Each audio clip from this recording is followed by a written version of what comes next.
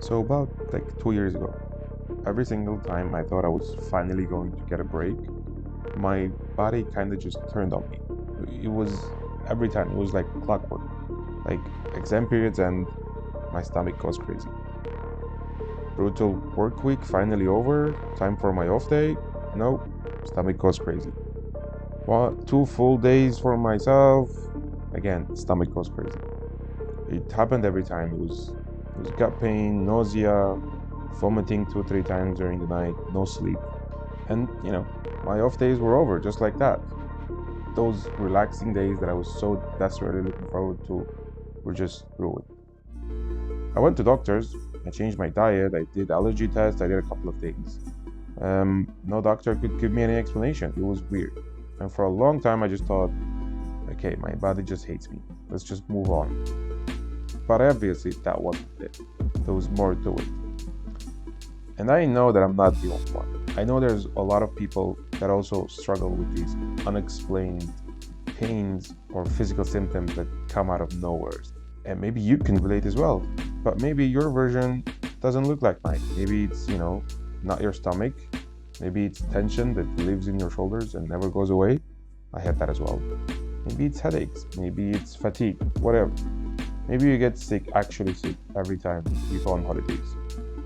And maybe, just like me, you've also just learned to live with a low level of physical discomfort that's become just a normal part of your life. You don't even question it anymore. Well, today I want to share what I've learned through reading a book, and it changed how I think about all of this.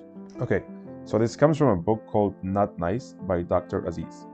And honestly, this section of the book kind of broke my brain a little.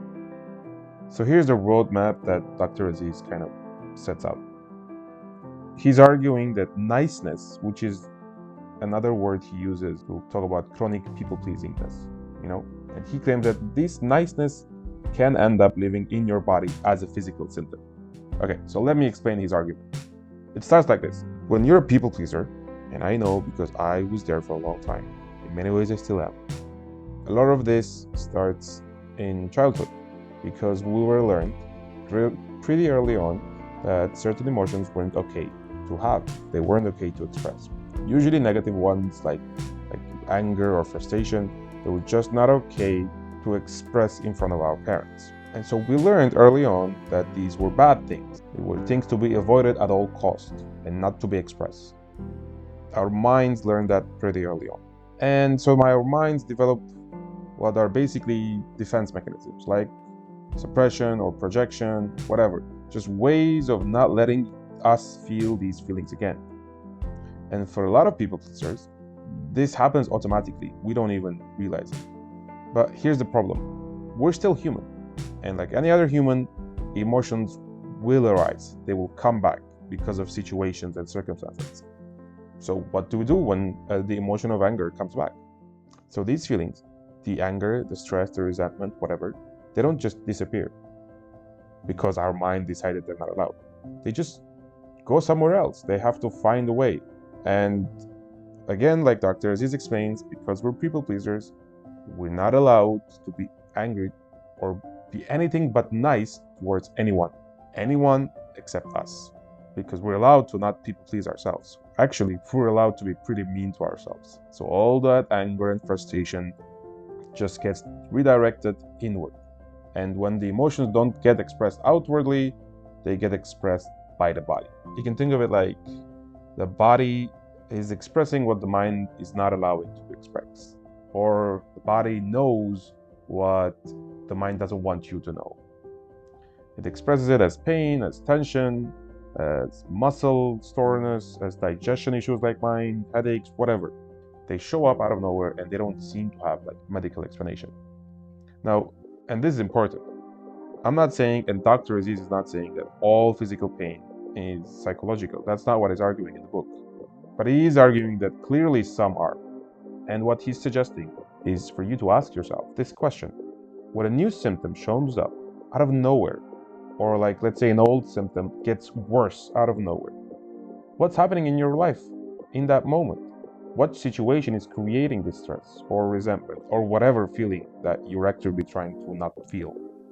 That's the question that he's inviting us to sit with? And that's the question that helped me the most. So I went back and looked at all those 2 years with this question in mind. And it all made sense. I realized that I was working a really hard job. I had brutal schedules, sometimes leaving midnight and waking up early the next day for an early shift. And whatever free time I had went into studying for my master's degree, and whatever so-called days off I had from work and studying went into maintaining a relationship that at that point I didn't even want to be in. But see, I couldn't seem to be able to leave because I wasn't even admitting that it was time to leave. Everything in that part of my life felt like chores, stacked on top of each other. And here's the worst part of it all. I wasn't letting myself be honest about it. Like I said, I didn't even admit that I wanted to end the relationship, for example, because I'm a people pleaser and we don't get to complain about job or whatever. People pleasers don't get to resent relationships. People pleasers don't admit they're miserable. They just get to be nice and happy. So I didn't. I just kept going. But what I think happened is my body was keeping score in the meantime. The stomach issues weren't random. They showed up exactly when my guard came down. Let's say after a week of long shifts at work and lots of studying because it was exam period. At the end of exam period, when everything was said and done, I was finally looking forward for that day off to relax. My stomach would turn on me. When I was finally supposed to feel relief, that's when everything I'd been pushing down had a moment to come up, and they always did.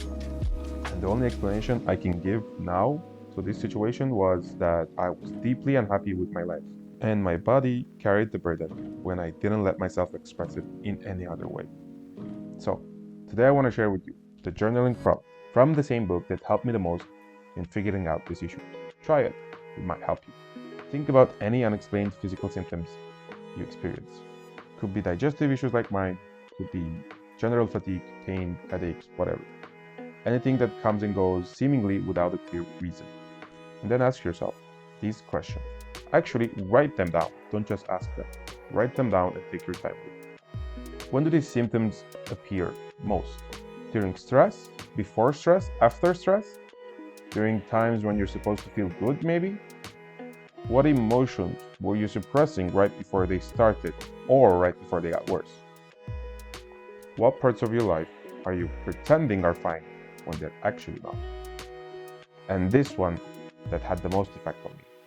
If your body could speak directly to you right now, what do you think it would be trying to say?